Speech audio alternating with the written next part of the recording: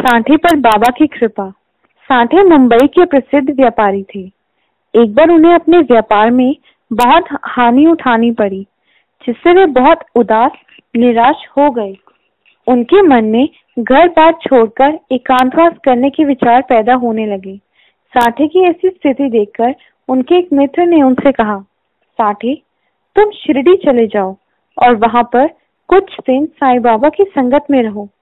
सत्संग में रहकर व्यक्ति निश्चिंत हो जाता है और साईं बाबा तो वैसे भी साक्षात ईशावतार हैं।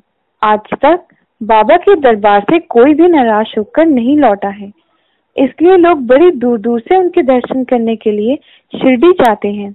यदि मेरी बात मानो तो तुम भी एक बार शिरडी जाके देख लो। यदि बाबा चाहेंगे तो तुम्हारी भी झोली भर देंगे। मित्र की बातों का सांठे पर एकदम सीधा प्रभाव पड़ा। वे शिरडी गए। शिरडी पहुंचकर जब उन्होंने साईं बाबा के दर्शन किए तो मन को बहुत शांति मिली। उन्हें एक नया हौसला मिला।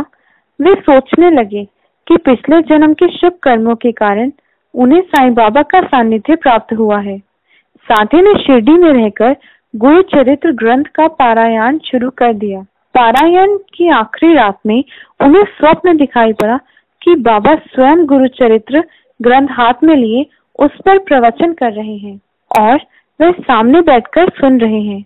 नींद खुलने पर उन्हें प्रसन्नता हुई और स्वप्न को याद कर उनका गला भर आया। सुबह होने पर सांठे काका साहब दीक्षित से मिले और अपना रात्रि का स्वप्न बताकर उसके बारे में पूछा। तब काका असमर्थता जताते हुए उनके साथ जाकर बाबा से मिले। पूछने पर बाबा ने बताया, सांठे, गुरु चरित्र पढ़ने से मन शुद्ध होता है, विचार पवित्र बनते हैं। अब तुम मेरी आज्ञा से एक सप्ताह का पारायण और करो तो तुम्हारा कल्याण होगा। ईश्वर प्रसन्न होकर तुम्हें भव बंधन से मुक्त कर देगा।